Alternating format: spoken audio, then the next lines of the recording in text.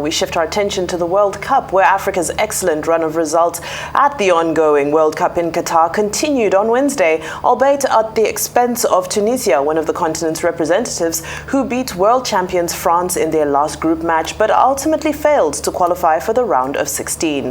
The Qatar Eagles of Tunisia won the game by a lone goal, initially raising hopes of qualification for their countrymen, but sadly exited the competition after Australia's surprising 1-0 win over Denmark ensured that the men from Down Under qualified in second place instead of the North Africans. For more on Wednesday's results and the 4 group fixtures coming up later today, we're now joined by our Arise correspondent, Aron Akerejola, live from Doha, Qatar. Aron, how's it going? Dramatic day yesterday. Everybody's still talking about Lionel Messi's penalty. Give us some of the scoop.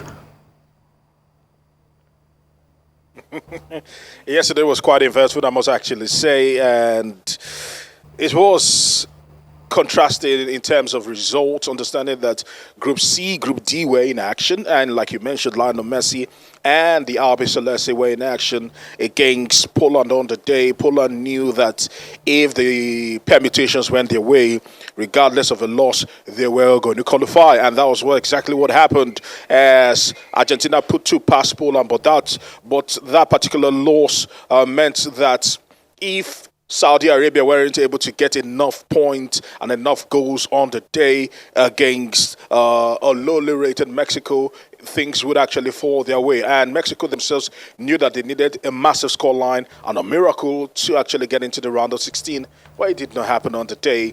And as it stands right now, Mexico are out of the tournament, Saudi Arabia out of the tournament, Argentina are through to the next round of this particular tournament, and Poland themselves will be going into the next round of the tournament. But looking at how things have actually played out, Poland are built to take on the defending champions, France. What a big ask for the Polish national team. And for the Les Bleus of France on the day, they feel that they're wrong in 9 good changes to that Les Bleus side that actually won in their second game, with the big wigs like Antoine Griezmann, Kylian Mbappe, all getting much needed rest. But the game turned their way as Kazri scored the only goal for Tunisia. And as it stands right now, a team ranked 30th in the world were able to put to the sword a team ranked 4th in the world. So that's football for you.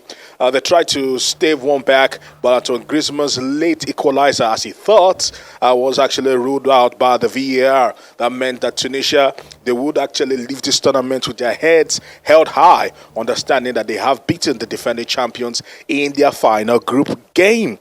You mentioned Down Under, the Socceroos of Australia were able to engineer a massive victory against a very poorly fielded Denmark side. They were shambolic on the day. They did not rise to the occasion, and rightfully so. They've been put out of this tournament. The Socceroos, I can actually say that they might still show a lot, or they still have something to offer in this particular competition. We'll have to wait and see. Later on today, the drama continues, and more importantly, the twists and the turns we will be witnessing today will define the FIFA 2022 World Cup here in Qatar for African teams. We know Tunisia is already out of this particular tournament. Senegal, the Teranga Lions, are in the round of 16. Morocco have fared very well in Group F, and they do have an opportunity to even strengthen their tie and proceed into the round of 16.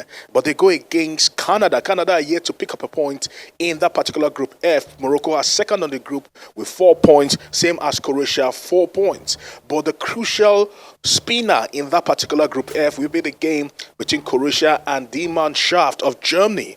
Germany know that they cannot afford to lose today, or less they will be facing early exits from this particular competition. So they'll be hoping to get a big win, and they'll be hoping that Canada does them a favor to be able to progress into the next round. And I beg your pardon, that's for Costa Rica and Germany, and for Croatia and Belgium.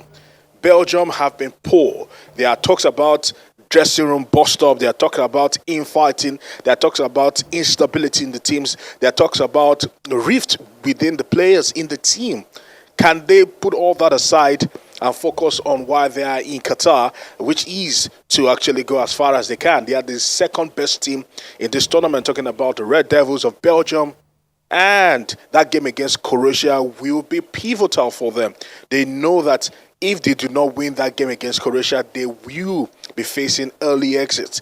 In 2018, the Belgium finished third, and this time around, they were hoping that this golden generation will be able to give a last push or give their final hurrah. But it's unfortunate that infighting, bickering, backbiting has been the order of the day within the camp of the Red Devils. A lot is expected today, but all our attention is turning on an African team, Morocco. Let's see if the Atlas of Morocco will be able to rise against Canada later on today and qualify for the round of 16. Well said, Aaron. A lot of expectations today, but also we understand that an all-female refereeing team will officiate the first World Cup game. That's between Germany and Costa Rica, like you mentioned earlier. I'd just like to know how significant that would be. It's 2021, 2022 has been a game changer for women in sports. We've seen them rise to the occasion. We see them taking a more central role in the affairs of things. And it doesn't get bigger than Stephanie Frappart and two other ladies actually officiating a game for the very first time. This is symbolic, this is historic, and I must say kudos to them. But by the way, let's get to hear from the president of FIFA. We spoke to him earlier, and this is what he had to say about the World Cup and the most unique World Cup yet, which is the 2022 FIFA World Cup in Qatar.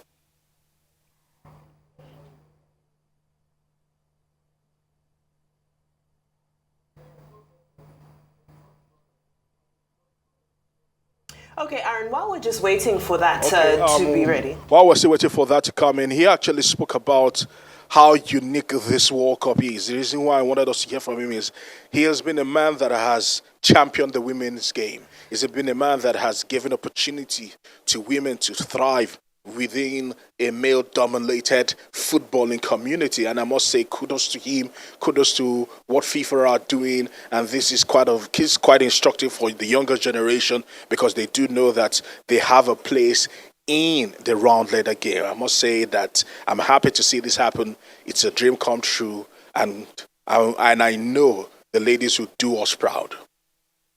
Right. Now, let's talk a little bit about some of the coaches who've got people excited. Aliou Cisse, Hervé Renard have been some of the quieter, if I may say, on the global scene, quieter coaches who everybody has been excited and talking about. Who are some of the coaches that are getting people excited in Qatar at the moment? Before we talk about the coaches, Vimbai, permit me to actually just bring us some news that actually came in some hours ago, and that is the fact that we've had our first casualty in terms of coaching at this World Cup. Gerard Martino, Tata Martino, as he's popularly called, the Argentine, has been sacked by the L3. So right now, Mexico crashed out of the tournament for the very first time since the 1970s, have they failed to qualify out of the round of 16. And as it stands right now, Mexico will be looking for another coach because they said Gerard Martino did not do enough because they waited up until yesterday before they could muster in major goals. Mexico had gone through the tournament without scoring a goal, and that's quite shameful for a team that are a staple in the major rounds of the World Cup. So as it stands right now, he's out of the door, and they'll be expecting somebody to lead them to that joint bid where Mexico themselves will be hosting the World Cup in 2026. Speaking about the coaches that are excited, Hervé Renard caught his teeth in Africa, made his name in Africa, and I'm happy that a man of that technical ilk has been able to show that with Saudi Arabia, with lowly rated Saudi Arabia, they can be world beaters. Taking Argentina to the cleaners in their very first group game was mind-blowing, and it sent ripples across the world that this is a man to look out for. If given the right opportunity and the right team and the right support, he will be able to do great things for us. But African coaches have also impressed heavily. Otto Addo of Ghana. Who would have ever thought that the youngest side in Africa being coached by not the biggest name will be able to do so much. I must give him kudos. Of course, you've mentioned Aliou Cisse. Aliou Cisse as a player, he was legendary for the Teranga Lions of Senegal, and right now as a coach, he's just living an exemplary lifestyle and also laying the mile marker very, very high. And I must say kudos to him for qualifying for the round of 16. I must say that all the African coaches have not disappointed in the course of this competition, because African teams were slow burners at the beginning of the tournament, but as we speak, African teams are the teams to look out for. And who knows, Morocco might be in the round of 16 today. They do have a massive shot to do that, and I believe they are well capable of doing that. Well, we'll definitely see, Aaron, and I hope that your optimism will pay off. But I'm also curious, in spite of all the scandals, if you would, that have surrounded this FIFA World Cup in terms of what's been happening with Qatar and the LGBTQ and all those other gestures made by certain teams, we're also seeing that that technology has also gone into this. When I saw the explanation as regards why the balls being used in the World Cup are being charged so often based on the 3D sensor that's inside of them to determine offsides, I found that to be quite impressive. I'm just wondering if you think that this would be embraced and probably we might see a replica in the subsequent World Cups to come.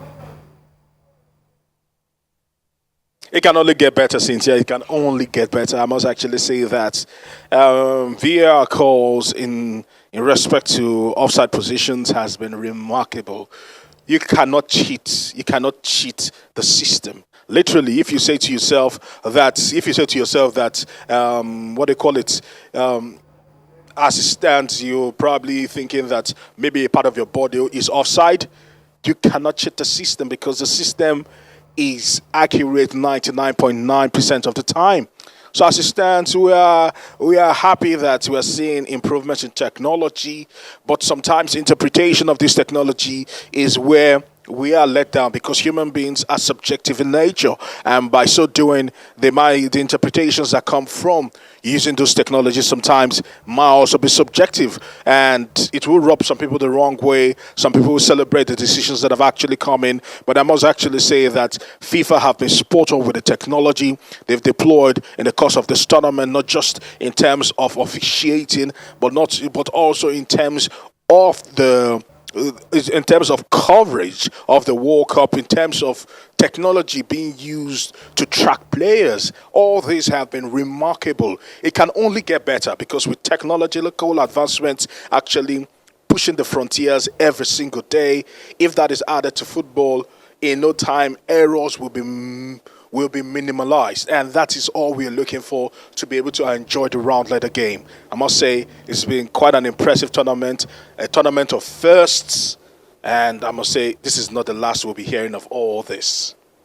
All right, I'm not sure if Ronaldo and his header will agree with you, but that's all we have time for today. Thank you, Arise correspondent Aron Akerejola, live from Doha in Qatar. Thank you for that update from the World Cup.